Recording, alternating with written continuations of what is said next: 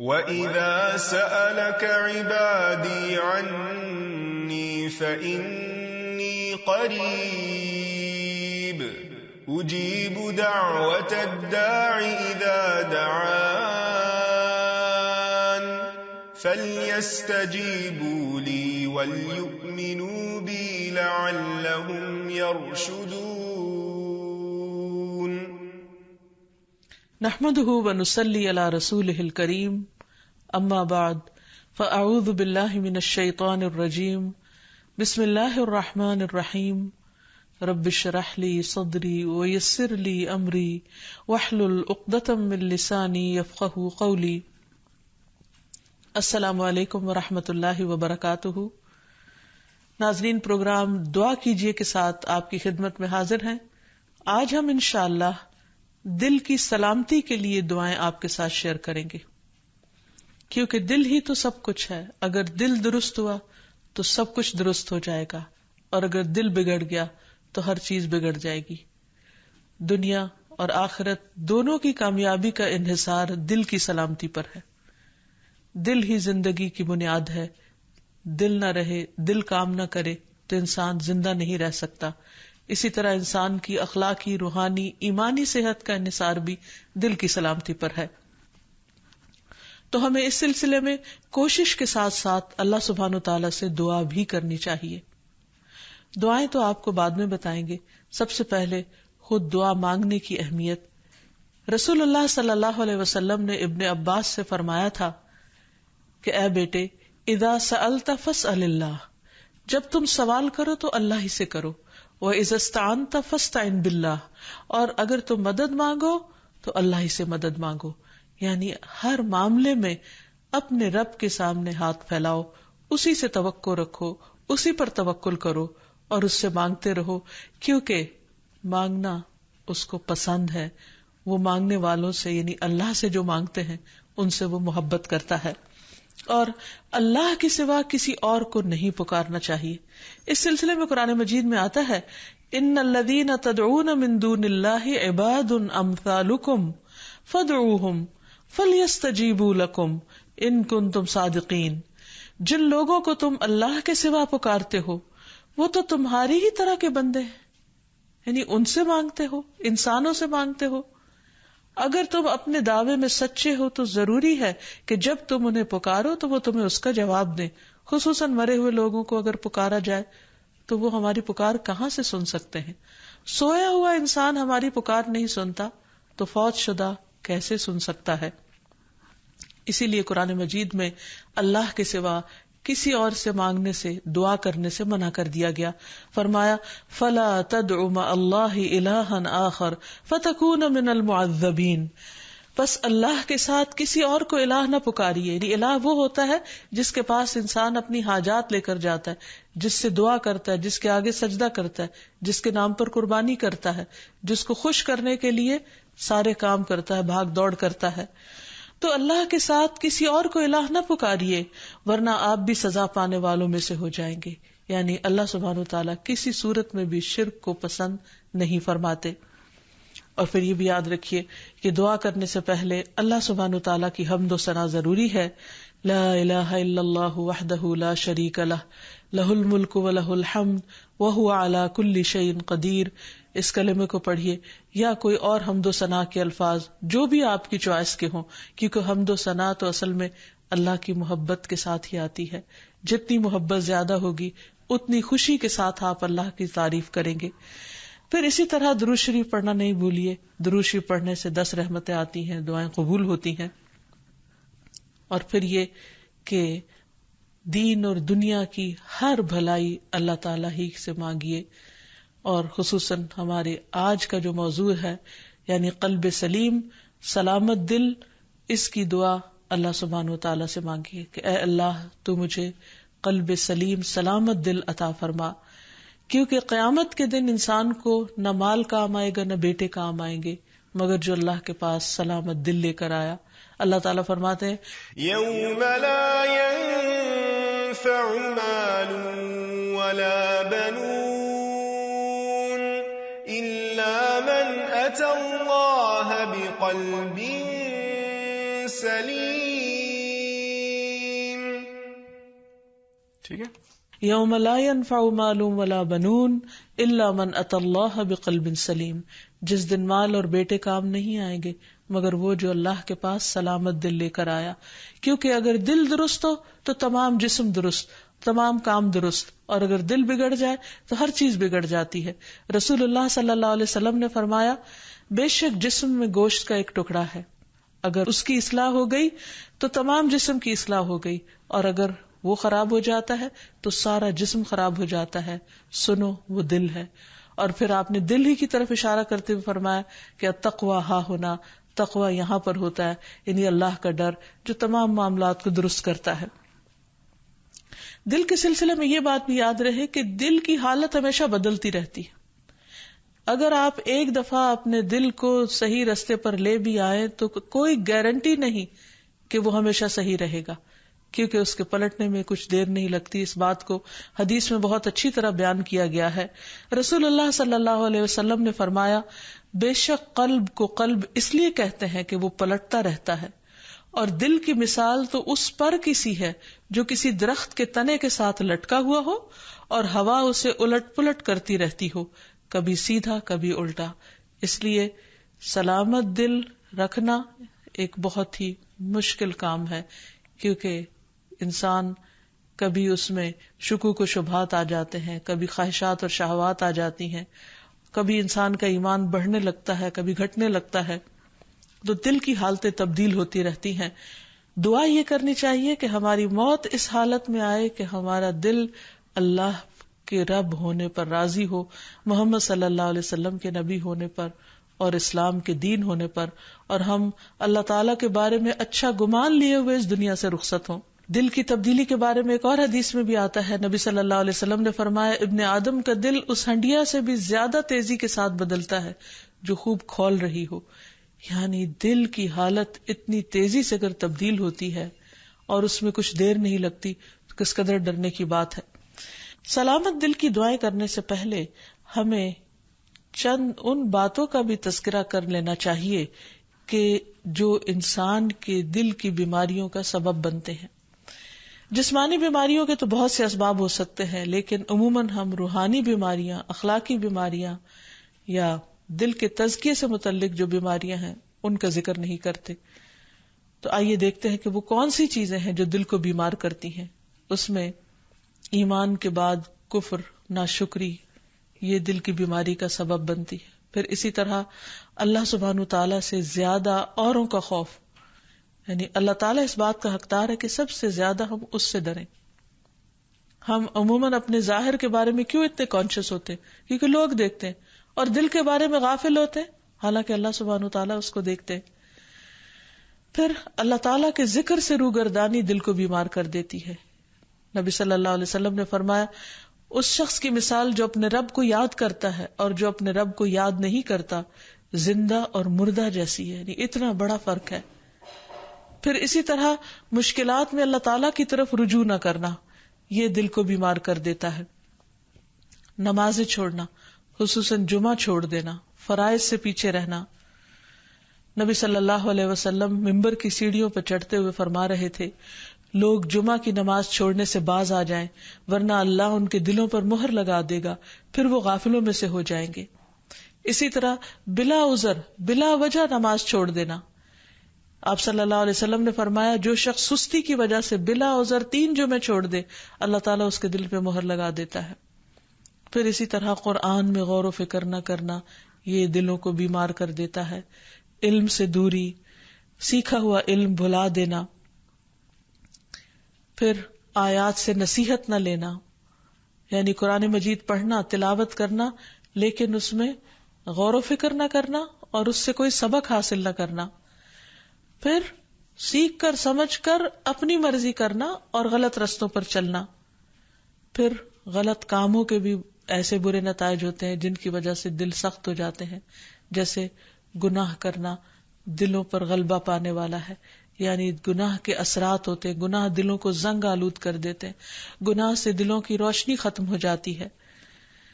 رسول اللہ صلی اللہ علیہ وسلم نے فرمایا، جب کسی مسلمان سے کوئی گناہ سرزد ہوتا ہے تو اس کے دل پر ایک سیاہ دھبا پڑ جاتا ہے. اگر وہ توبہ کرے اور باز آ جائے اور استغفار کر لے تو اس کا دل پھر سے صاف اور روشن ہو جاتا ہے، ورنہ جتنے گناہ بڑھتے جاتے ہیں اتنے ہی سیاہ دھبے بڑھتے جاتے ہیں، حتیٰ کہ اس کے دل پر وہ زنگ چھا جاتا ہے جس کا ذکر اللہ عز و جل نے قرآن میں کیا ہے، کلا بل ران علی قلوبہم ما کانوا یکسبون، ہرگز یہ بات نہیں بلکہ ان لوگوں کے دلوں پر ان کے برے اعمال کا زنگ لگ گیا ہے۔ پھر اسی طرح غلط تمنائیں یعنی حرام چیزوں کی خواہش کرنا، یہ دلوں کو بیمار کرنے کا سبب ہوتا ہے۔ دنیا کی حد سے زیادہ محبت اور موت سے نفرت اور آخرت سے غفلت اور صرف دنیا کی فکر کرتے رہنا، دنیا ہی کے غم پالتے رہنا، یہ دلوں کو بیمار کر دیتا ہے۔ یعنی انسان جب اللہ تعالیٰ کے حقوق میں کمی کرتا ہے، بندوں کے حق میں کمی کرتا ہے، بد اخلاقی کرتا ہے، تو پھر دلوں کے اوپر میل چڑھنے لگتی ہے، دل سیاہ ہونے لگتے ہیں اور دل بیمار ہونے لگتے ہیں اور قلب سلیم سے بہت دور ہو جاتے ہیں۔ پھر اسی طرح محض اپنی خواہشات کی پیروی کرنا۔ نبی صلی اللہ علیہ وسلم نے فرمایا، مجھے تمہارے متعلق ان گمراہ کن خواہشات سے سب سے زیادہ اندیشہ ہے جن کا تعلق تمہارے پیٹ اور تمہاری شرمگاہ سے ہوتا ہے، اور اپنی مرضی پر چلنے کی گمراہی کا بھی اندیشہ ہے۔ پھر اسی طرح کثرت کلام اور کثرت طعام، بہت کھانا، بہت باتیں کرنا، یہ بھی دلوں کو سخت کر دیتی ہیں چیزیں۔ پھر ضرورت سے زیادہ سونا، یہ بھی دل کی سختی کا باعث ہوتا ہے۔ تو یہ چند ایک چیزیں ہیں جو دلوں کو بیمار کرنے کا سبب ہے۔ حقیقت یہ ہے کہ ہر وہ چیز جو اللہ کو ناراض کرنے والی ہے، خواہ اس کا تعلق سوچ سے ہو یا گفتگو سے ہو یا عمل اور رویے سے ہو، یہ تمام تر چیزیں انسان کے دل کی خرابی کا باعث بنتی۔ پھر اللہ کا ذکر کثرت سے کرنا، فرمایا وَاذْكُرُوا اللَّهَ كَثِيرًا لَعَلَّكُمْ تُفْلِحُونَ، اور اللہ کو بہت زیادہ یاد کرو تاکہ تم فلاح پاؤ۔ پھر اسی طرح زبان کی اصلاح کرنا۔ انس بن مالک سے روایت ہے، رسول اللہ صلی اللہ علیہ وسلم نے فرمایا، کسی آدمی کا ایمان درست نہیں ہوتا یہاں تک کہ اس کا دل درست ہو، اور اس کا دل درست نہیں ہوتا یہاں تک کہ اس کی زبان درست ہو جائے۔ یعنی دل کی اصلاح کا تعلق زبان کی اصلاح کے ساتھ ہے۔ اگر ایک شخص زبان سے اچھے الفاظ نکالے گا تو اس کا دل یقیناً اچھا ہو جائے گا۔ پھر اسی طرح شک والی چیزوں کو چھوڑنا، کیونکہ شک انسان کو بے چین کر دیتا ہے، دلوں کے اندر اضطراب پیدا کر دیتا ہے۔ پھر اسی طرح نیکی اور برائی کی پہچان حاصل کرنا، کیونکہ اگر انسان کا دل نیکی کے کاموں کو نیک سمجھے اور اس پر گواہی دے اور برائی کو برائی سمجھے تو اس سے انسان کا دل سیدھے رستے پہ چل پڑتا ہے۔ پھر کثرت سے موت کو یاد کرنا، کیونکہ موت کی یاد دلوں کی تزکیہ اور پیوریفیکیشن کا ذریعہ بنتی ہے۔ پھر اخلاقی برائیوں سے پرہیز کرنا، پھر یتیم اور مسکین کا خیال رکھنا۔ ایک شخص نے نبی صلی اللہ علیہ وسلم سے دل کی سختی کی شکایت کی تو آپ صلی اللہ علیہ وسلم نے فرمایا کہ یتیم کے سر پر ہاتھ پھیرو، کیونکہ یہ دل کو نرم کرتا ہے۔ پھر اسی طرح بعض علماء نے کہا کہ دل کی اصلاح 5 چیزوں کے ساتھ ہوتی ہے۔ نمبر 1، غور و فکر کرتے ہوئے قرآن مجید کی تلاوت کرنا۔ نمبر 2، پیٹ کو خالی رکھنا یعنی روزہ وغیرہ رکھنا۔ نمبر 3، رات کا قیام۔ نمبر 4، سحری کے وقت اللہ کے آگے گڑ گڑانا، کیونکہ رات کے اس حصے میں دعائیں بہت قبول ہوتی ہیں۔ نمبر 4، نیک لوگوں کی مجلسوں کو اختیار کرنا، اچھی صحبت۔ اور نمبر 5، حلال کھانا۔ پھر اسی طرح گناہ کے بعد فوراً توبہ کر لینا، کیونکہ جب انسان گناہ کرتا ہے تو دل پر سیاہ دھبا پڑ جاتا ہے، اور اگر انسان توبہ کر لیتا ہے تو وہ دل پھر سے صاف اور روشن ہو جاتا ہے۔ اور اب آتی ہے باری دعاؤں کی کہ انسان اللہ سبحانہ وتعالی سے قلب سلیم مانگتا رہے اور دل کی اصلاح کی دعا کرتا رہے۔ اس سلسلے میں سب سے بہترین نسخہ کثرت سے استغفار کرنا ہے، کیونکہ انسان جب بخشش مانگتا ہے اللہ تعالیٰ سے، گناہوں کی معافی مانگتا ہے تو دل روشن ہونے لگتا ہے، دل چمکنے لگتا ہے، کیونکہ دلوں کا میل کچیل پھر اترنے لگتا ہے۔ اس سلسلے میں رسول اللہ صلی اللہ علیہ وسلم نے فرمایا، میرے دل پر پردہ سا آ جاتا ہے، اسی وجہ سے میں ایک دن میں 100 مرتبہ اللہ سے استغفار کرتا ہوں۔ یہ اللہ کے رسول صلی اللہ علیہ وسلم فرما رہے ہیں، حالانکہ آپ کے اگلے پچھلے سب گناہ معاف ہیں۔ تو آپ صلی اللہ علیہ وسلم استغفار کی کثرت کو آپ صلی اللہ علیہ وسلم استغفار کی کثرت کو دلوں کی روشنی کا ذریعہ بتا رہے ہیں۔ ابن عمر کہتے ہیں کہ ہم آپ کی مجلس میں رب اغفر لی وتب علی انک انت التواب الرحیم 100 مرتبہ شمار کرتے تھے، جس کا معنی ہے اے میرے رب مجھے بخش دے اور مجھ پر مہربان ہو جا، بے شک تو بہت زیادہ توبہ قبول کرنے والا مہربان ہے۔ پھر اسی طرح قرآنی دعا ہے کہ اللہ تعالی ہمارے دلوں کو ٹیڑھا ہونے سے بچائے۔ ربنا لا تزغ قلوبنا بعد اذ ہدیتنا وہب لنا من لدنک رحمہ انک انت الوہاب۔ اے ہمارے رب، ہدایت دینے کے بعد ہمارے دلوں کو ٹیڑھا نہ کرنا اور اپنے پاس سے ہمیں رحمت عطا فرما، بلا شبہ تو ہی سب کچھ عطا کرنے والا ہے، یعنی سارے خزانے تیرے پاس ہیں، تو ہمارے دلوں کو سیدھا رکھ، کیونکہ اگر دل سیدھا ہوگا تو باقی تمام چیزیں بھی درست ہو جائیں گی۔ پھر اسی طرح دل میں نور پیدا ہونے کی دعا کرنا، اور وہ ہے اللہم اجعل فی قلبی نورا، اے اللہ میرے دل میں نور پیدا کر دے، میرے دل میں روشنی پیدا کر دے، کیونکہ دل کی بھی آنکھیں ہوتی ہیں، اگر دل کی روشنی ہو تو انسان کو اچھے برے کا فرق نظر آنے لگتا ہے۔ بعض اوقات انسان بہت کچھ بھی پڑھ لیتا ہے، اس کے پاس بہت علم بھی ہو سکتا ہے، لیکن ضروری نہیں کہ اس علم کے ذریعے دل کی آنکھیں کھلے جب تک کہ اللہ تعالیٰ نہ بصیرت عطا کرے۔ یہ بصیرت اللہ تعالیٰ دیتا ہے، اس لیے اللہ تعالیٰ سے مانگنی چاہیے۔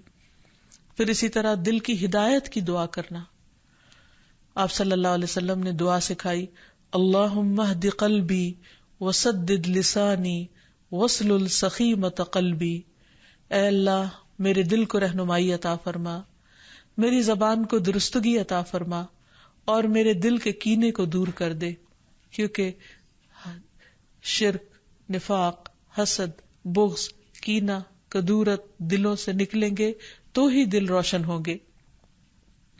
پھر اسی طرح یہ بھی ضروری ہے کہ انسان دین پر دل کی ثابت قدمی کی دعا کرے۔ عبداللہ ابن عمرو ابن العاص کہتے ہیں کہ انہوں نے رسول اللہ صلی اللہ علیہ وسلم کو فرماتے ہوئے سنا کہ تمام بنی آدم کے دل رحمان کی انگلیوں میں سے 2 انگلیوں کے درمیان ایک دل کی طرح ہیں، وہ جسے چاہتا ہے اسے پھیر دیتا ہے۔ پھر رسول اللہ صلی اللہ علیہ وسلم نے فرمایا اللہم مصرف القلوب صرف قلوبنا علی طاعتک، اے اللہ دلوں کے پھیرنے والے ہمارے دلوں کو اپنی اطاعت پر پھیر دے، یعنی تو ہی ان کے اندر اپنی اطاعت اور فرما برداری کا شوق پیدا کر دے، کیونکہ اگر دل کسی کام کے کرنے پہ راضی ہو جائے تو وہ کام کرنا بہت آسان ہو جاتا ہے۔ اطاعت کے بڑے سے بڑے کام، مشکل سے مشکل، کٹھن اور بھاری کام بھی بہت معمولی معلوم ہوتے ہیں۔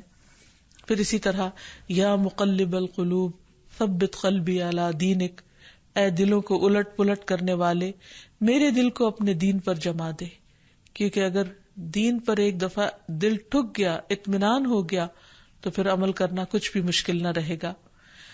پھر اس کے ساتھ ساتھ ایسے دل سے بھی پناہ مانگی گئی کہ جو اللہ سے نہ ڈرتا ہو، جس کے اندر خشیت نہ ہو۔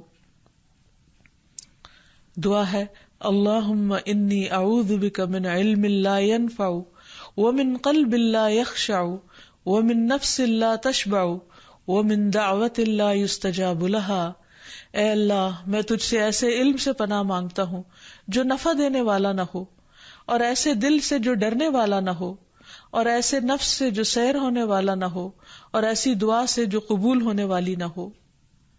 پھر اسی طرح دل کے شر سے پناہ مانگنے والی دعا اللہم انی اعوذ بک من شر سمعی ومن شر بصری ومن شر لسانی ومن شر قلبی ومن شر منی، اے اللہ میں تیری پناہ چاہتا ہوں اپنے کان کی برائی سے، اور اپنی آنکھ کی برائی سے، اور اپنی زبان کی برائی سے، اور اپنے دل کی برائی سے، اور اپنی خواہش کی برائی سے۔ پھر دل کو صاف کرنے کی دعا اللہم اغسل قلبی بماء الثلج والبرد ونق قلبی من الخطایا کما نقیت الثوب الابید من الدنس وباعد بینی وبین خطایایا کما باعدت بین المشرق والمغرب، اے اللہ میرے دل کو برف اور اولے کے پانی سے دھو دے، اور میرے دل کو خطاؤں سے صاف کر دے جیسے سفید کپڑے کو میل سے صاف کیا جاتا ہے، اور میرے اور میری خطاؤں کے درمیان اتنی دوری کر دے جتنی دوری تو نے مشرق اور مغرب میں رکھی ہے۔ تو اللہ تعالیٰ سے دعا ہے کہ وہ ہمارے دلوں کی اصلاح کر دے، وہ ہمارے دلوں کا تزکیہ کر دے، وہ ہمیں سلامت دل عطا کر دے تاکہ ہم دنیا اور آخرت میں کامیاب ہو سکے۔ وآخر دعوانا ان الحمد للہ رب العالمین۔ السلام علیکم ورحمۃ اللہ وبرکاتہ۔